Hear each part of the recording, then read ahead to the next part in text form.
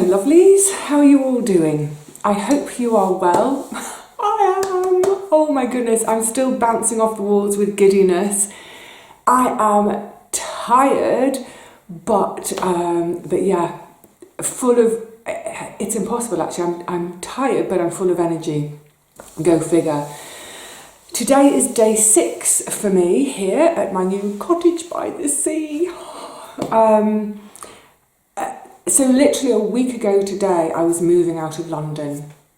I don't know where that time's gone. It seems like a whole lifetime ago now for me. Probably seems ages for you as well, because I'm not putting out videos every day. Don't want to bore you. So you're probably going to see this towards the end of April. But yeah, it was a week ago, and no regrets, no backward glances, no sadness, nothing. I'm too happy here to be looking back. Anyway, yes. So where am I at? So the kitchen is now done in terms of it's all unpacked, everything's put away, everything has a home. That's great. The only thing I haven't done yet is take the upper cabinets off and down and put my new shelving up. That can wait. But yeah, the kitchen is fully functioning now. That's brilliant. I've done my first load of laundry. Some of it's hanging on the rad here. I was supposed to have a washing line arrive yesterday, a housewarming present from my mum, but it's gone to the wrong address. We can't find where it's gone. And actually, I've had a number of deliveries, including the appliances, and it's all gone brilliantly and smoothly. So this is the first thing. So I'm wondering if my mum, bless her, has she put the wrong address into the order, but she's going to try and track it down. Anyway, so I don't have a washing line yet, hence the washing there, but that will come. Other things, when I was looking through one of my boxes, it's a gardening box, but it was going to go into the shed, but I knew it had some of my metal signs in, so I wanted to rescue a couple of them to have indoors. And then there was this one I forgot I had. Let me see.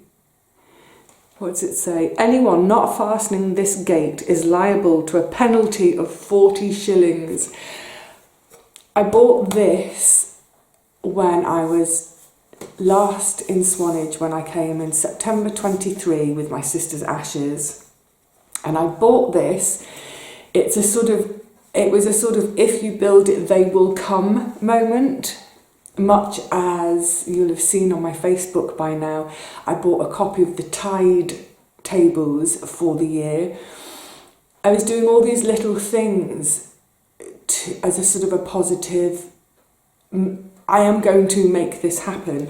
And the whole thing about having the little sign about closing the gate, I was determined to have a garden, and I really wanted a garden with a gate. I don't know what it is about having a gate, but yeah, a little gate, you know, a proper gate that goes somewhere. So yay, that can go up. Excuse me. Just a word on the garden and some other stuff. We're going to get down to business. I'm going to do a makeover today of somewhere, so stay tuned.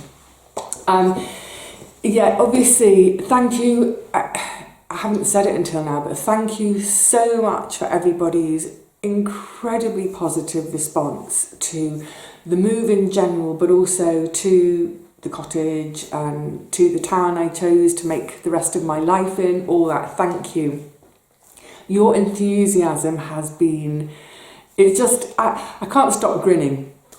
But amongst all the comments, a lot of folk have been saying, oh, I can't wait to see what you do with the garden. I know you're going to be out there, you know, showing us stuff really soon. Oh, I can't wait to see you on the beach again. I can't wait to see you taking us for walks. I can't wait to see your town. I can't wait to...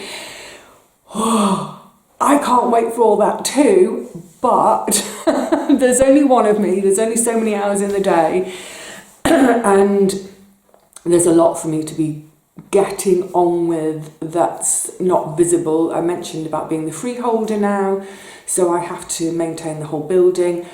The cost will be shared with all the flats, just as it was in London, but it's all my responsibility now, and there are some quite big things that need sorting, and you know, I don't know how well things are going to work with the 2 other flats yet. That's all to be navigated and negotiated. I got too excited, that's why I'm coughing, hang on. But yes, all of that stuff, gardening, the beach, walks, the town, other towns in the area, out and about. Yes, of course, that's all going to come in due course. I've got the rest of my life here. There's no hurry for any of it. So I don't know when I will be taking you out and about. I don't know. It will happen. But we're just going to go at a nice, easy pace. I've gone hell for leather these first few days in the flat to make it function. But now it's time to just say, okay, we go at the pace that life gives us. No hurries. So yes, it's going in the garden. But who knows when I'm going to get around to doing anything in the garden. The thing is, at the moment, it's still quite chilly. I do get quite a wind off the sea. That'll be quite interesting for me as well in terms of the gardening, because that wind can be quite cooling, and obviously I've got salt air. You know, it's a saltier air, so that might influence my planting. That will be something I can look up. It might have no impact whatsoever. I might be far enough away from the sea for that not to be an impact. But like I say now, I'm about 180 metres from the sea, so it may have an impact. Don't know. Again, it's something to explore later. But never mind later. Yes, that's what I wanted to mention about the fact that being the freeholder, a lot of my time now, over the coming weeks, there's going to be a lot of my time is spent on the phone to tradespeople, getting different trades involved, getting quotes for work, negotiating all that. So there's going to be quite a lot of boring stuff for me to do, phone calls, and I don't like all that stuff, but it needs doing, so I'll do it. And then it's funny, just to say, how did this come up? It came up in comments. Or was it a conversation? I can't remember. I was saying how in the first couple of days there were a couple of cock-ups in terms of the services, in terms of like gas, electricity, that sort of thing. Not any fault of my company, because I use good energy, which is totally renewables, sustainable. I wanted to bring them with me, but my buyer in London, on completion day, she changed the supplier to her preferred supplier. So my account got shut without my knowledge. So because of that, when I arrived in Swanage, I was with OVO. I don't want to be with OVO. So there's all this. Anyway, the point was, in the first couple of days, I spent so much time on the phone trying to organise things and insurance and what else? There was another one that was a bit of a cock-up. I can't remember now, but I was saying how a couple of weeks ago, if I'd been in London making all those phone calls, being on hold, being irritated, it would have done my head in. But since I've moved here, I don't care. It's like, I couldn't care less. Yeah, just make the call. I am already so much more laissez-faire.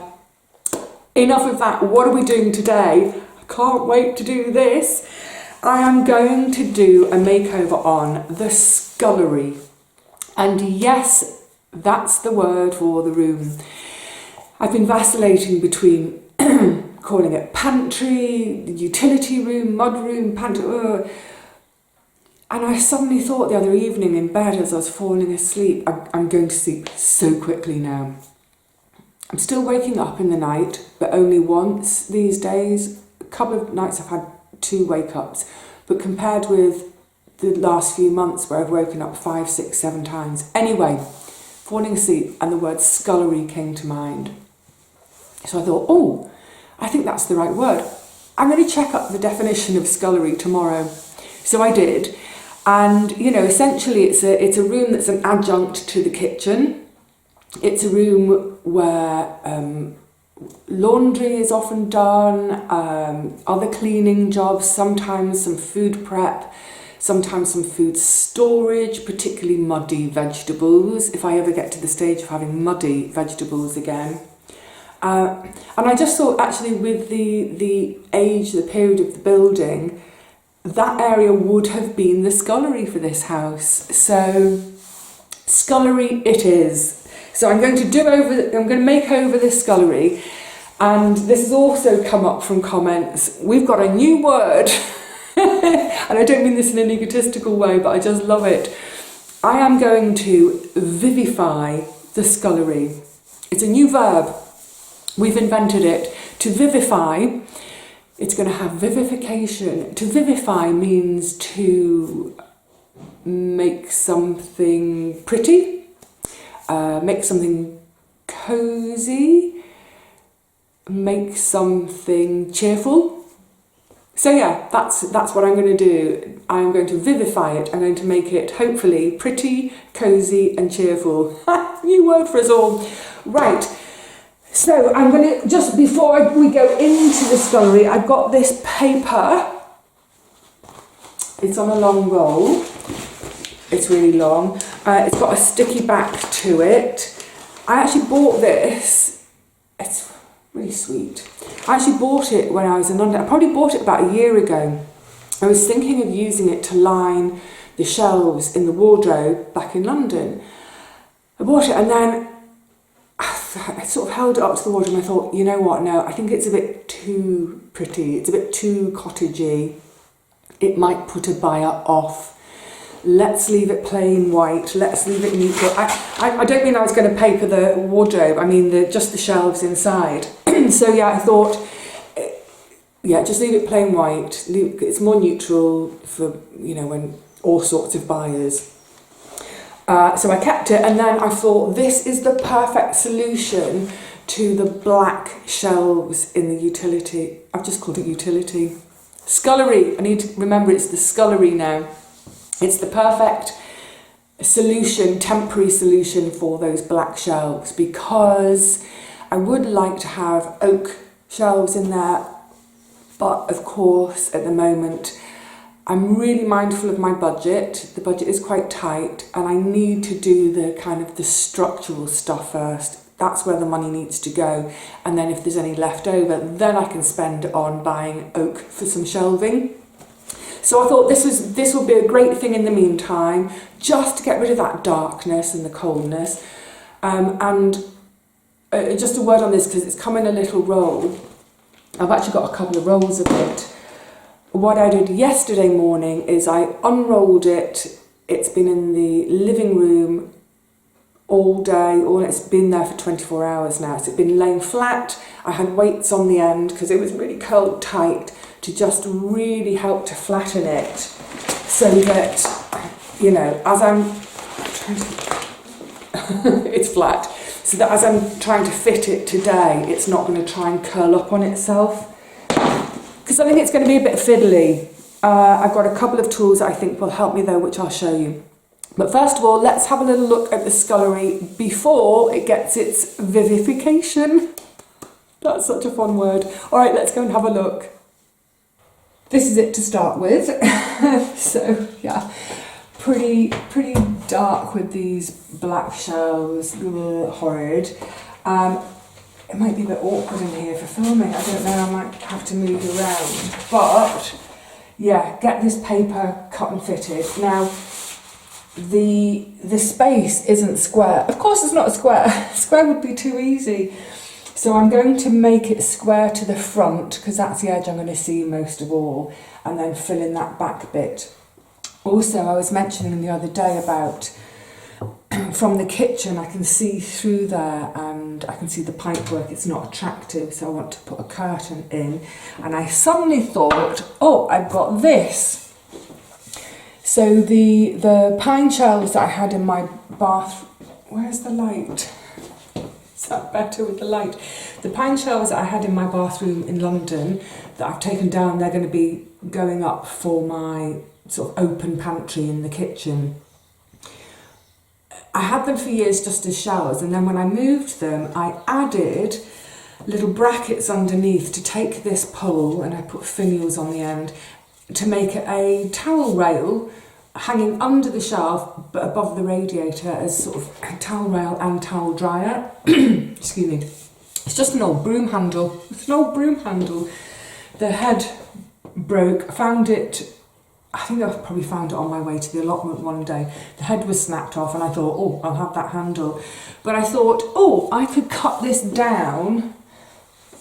I'll have to mount it somehow underneath, but I could cut it down, have it hung underneath, and then I can make a curtain that's, for the top of it, it's just a sort of a deep sort of pocket hem type thing. So I can just slide it on and then get this hung, a couple of brackets screwed in underneath. And that'll do me. So yeah, bit of even more recycling. So yeah, found on my way to the allotment one day, grabbed it, used it for years. When did I change the bathroom round in London? It was about 7 or 8 years ago. It became a towel rail, and now it's going to become a little curtain to hide the gubbins at the back there. The recycling box which is down there sticks out of it. I might change that little setup. Oh, I had my recycling collected today. One of the great things, it's been quite a revelation to me actually, living on the ground floor, seeing the street. I'm quite a bit above the street, I see tops of heads, but it has meant that, like I said, I've had a couple of deliveries already and I can see the vans pulling up, so it means I can, because I'm at that desk working, I can jump up, I can be at the door before they've even properly got out of the van to say, hello, it's me, is it me you're looking for? So when the recycling truck came this morning, I popped out because I just wanted to double check that I'd done it properly, because here there's a wheelie bin and that's for like card, tin, plastics, etc. But we have to keep separate the glass, and I thought that's odd. I want to double check. So I double checked that with them. I also double checked that I don't need to put my bin onto the pavement for them. They said where it is, just up on my little wall, they said that's fine, it's out of the way. So yay, that's all sorted today as well. Right, let's get on. So the good thing about this paper, I'm sure some of you have used it before, is there are sort of grid marks on the back so you can cut it square. Let's lay that down a second. So I'm going to cut it with about 1/2 centimetre spare either end. And then I've grabbed this little tool out of my toolkit. This is one I use for sort of, if I'm doing some patching and plaster, for smoothing it. It's a really useful little tool actually, and I thought this would be great when I come to the edges. I can hopefully jam the edge of the paper down over the sides. It's quite a tight fit, but there was just enough room, so I thought, oh, that would be useful. So I'm going to get on and try and cut this. I haven't used sticky paper for years, not probably since I was in school and we used to cover our books. So I might show you when I've done it, because there might be some sailor words coming out of my chops otherwise. Tape measure, obviously. I've got my dressmaking tape measure rather than my builder's tape measure. My builder's tape measure, you know, a metal one, just because I thought, just to get right into all the crevices, I want the flexibility of my dressmaker's tape measure. Right, let me get on and cut, and let's see how I get on with this stuff. And I'll try not to swear too much. Bit orcs, but I think cutting on the floor is probably the easiest, just in terms of it's flat and the space. So, oh, get your sit. Now I've got my pen ready to mark.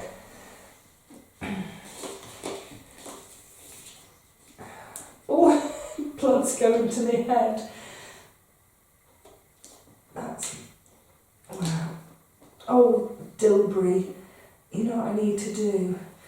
I need to do it on the edge where their lines are. Silly girl. The lines aren't, there's some instructions, so the grid is mostly at the edge. Oh, and that little tool I was just showing you for jamming it down the sides, I was thinking also It will be useful for smoothing it, you know, in case there's any bubbles in it. 120.5, add 1 is, it's this line here. And scissors. I've got some really small, sharp scissors to use in the, when I'm actually coming to fit it in there, because yeah, when I'm just cutting the fiddly edges, I want to be, it might even be that I use the scissors open, so I'm using them more like a knife.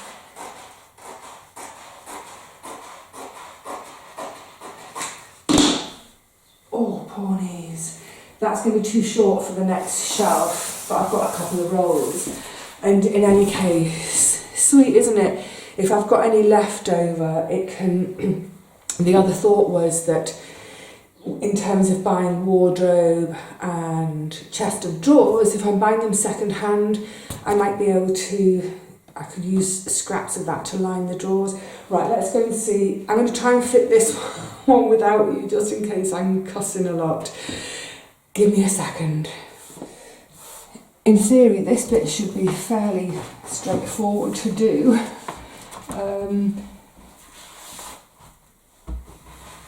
But I think it's more, it's sort of fiddly, just take your time with it.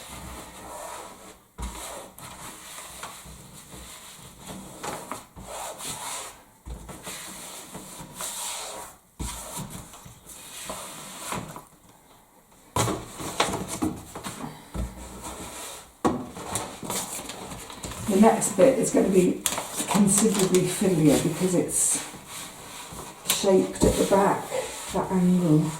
Oh, and I should have said as well before I started that I've, sorry, I don't think you can see anything, that I've really thoroughly cleaned so that it's, oh, hang on, maybe if I bring you up a little bit, you're going up, hold on, judder, sorry.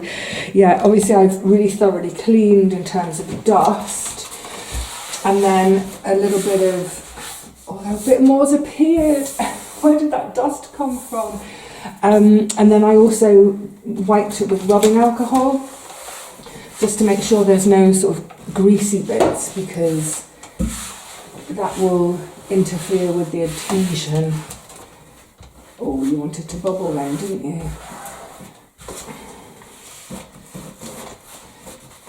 I mean, it doesn't have to be perfection. Now this is where it's going to get tricky, because I'm going to tuck the front edge, and underneath I'm going to do at the end once the whole run of the backing paper has come off. So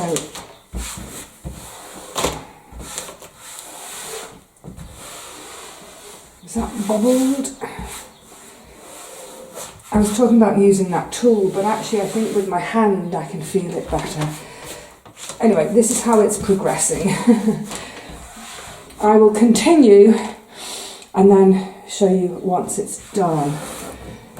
Yeah, in theory though, it's a nice, it's a relatively quick, easy makeover and cheap. I can't remember how much these were, but they were really, really cheap. I think I got them, I probably bought them reduced. I tend to buy things reduced, but maybe 4 or 5 quid to do the whole lot. Right, I will show. I'm going to progress on my own off camera, and then I'll show you. So my first piece is down. Kept the backing paper because I'm going to use the backing paper now to make a pattern. And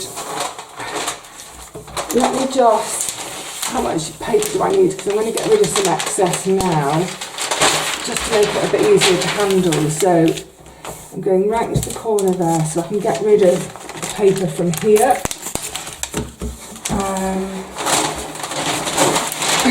Where are my scissors? Oh, I've left the scissors in the kitchen. Hang on a tick. Okay, so I've just cut off the excess, so it's just that deep now, the deepest section. So I'm using, that's the straight side, the straight edge of the paper came on. This is my just rough cut at the top. So I'm going to have this straight edge, and I'm going to line it, hold on, I'm going to line it up to the straight edge I've just created when I put the first section down. And to help, give me a helping hand, I've got some lentils and hold on, straight, and some rice, just so I can hold it in place, so that I know when if I've got the straight piece, I'm going to use this straight edge. I know that I'm going to have a straight edge, and then I'm just going to tuck this to the back wall, just crease it initially, create a crease. Out the way for second rice.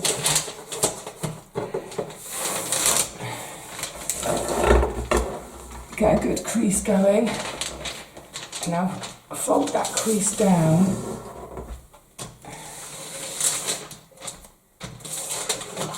Give it a firm pressing. Just pop the rice back on for a minute. So you can see how, obviously this is whiffling up, but maybe if I show you a bit up higher, you can see, whoops. You can see I've made a pattern piece for my next piece, just using the backing paper, keeping these straight edges as my guide, so I know this is straight and this is straight. Everything else is where all the other angles are, that's where I need to fold. So in theory, hang on a sec, where are you? In theory, if I cut to using that pattern, I should have the perfect shaped piece. Let's give it a go. Yay! Done. Oh, I would say, oh, there you are. Let's stand in front of it. I would say that's a really simple job to do, but it's fiddly. So my top tips are, it's, take your time. Always, measure twice, cut once. I think the big thing though is if it's come on a tight roll, lay it out at least 24 hours beforehand. Let's find that nicer light. Oh, I can put you on there. No, I don't need a tripod. Yes, lay it out beforehand at least 24 hours. Your living room floor, wherever it is, put some weights on it, get it really good and flat so that when you're trying to cut, it's not bouncing and curling up, and when you're taking the backing off and all that. So yeah, take your time, measure twice, cut once, lay it out flat before you even begin, and make a pattern. So, if you need to make a pattern before you've cut and you don't have that backing paper, use some newspaper, find one straight edge, and I would suggest that your straight edge is going to be the one at the front, the one that you're going to see. Use that as your straight edge.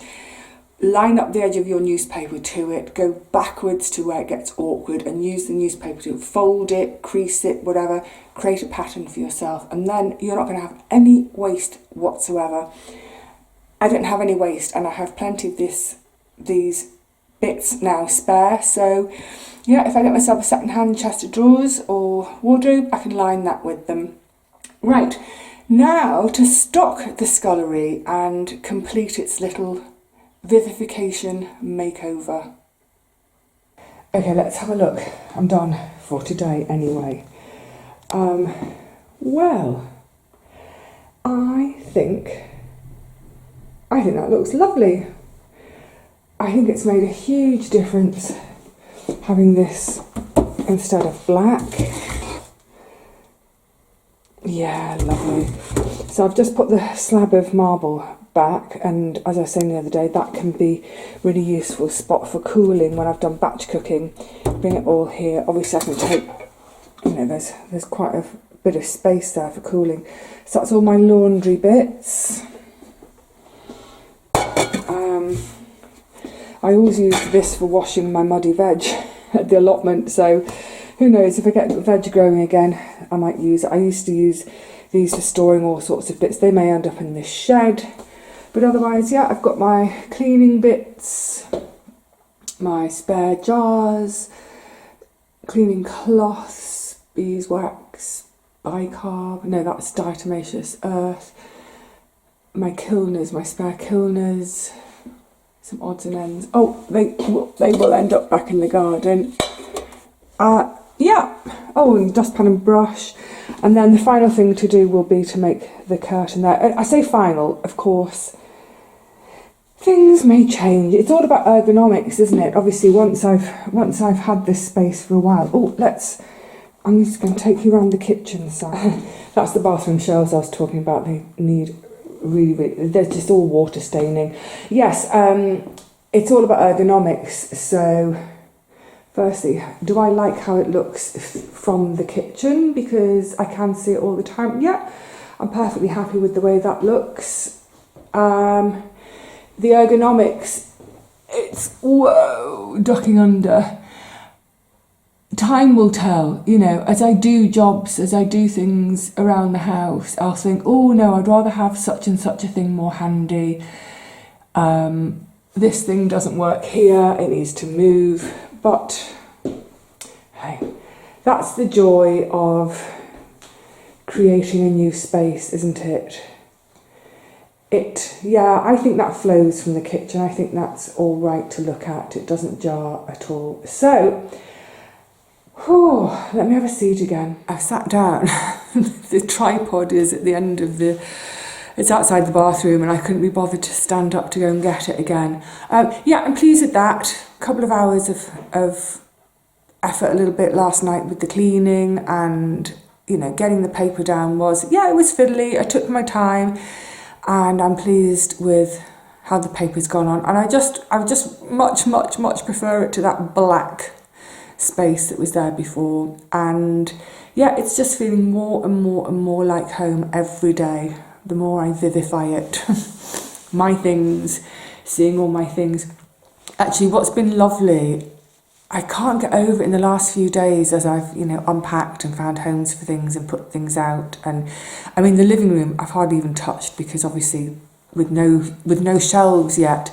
But everywhere else, I think I was mentioning this the other day about my windowsill in the front room. Every time I put my things anywhere, I just think, you look so at home. It's like you were meant to be in this place.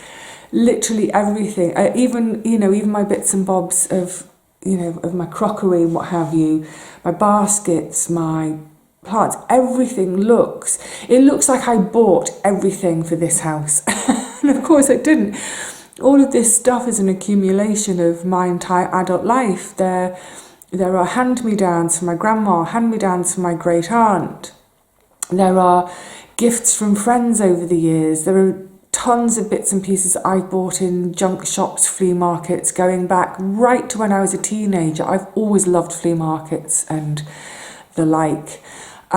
So this is a lifetime of being given things, being handed things down and me picking up bits and pieces. But somehow it's like they were all meant to be in this little cottage by the sea.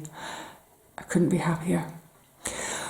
All right, my lovelies, I'm going to go and look at my list and see what's the next task for today. But tomorrow, in my time tomorrow will be Friday, and it will be a whole week since I moved in. So tomorrow I'm having the day off and I'm just going to go to the beach.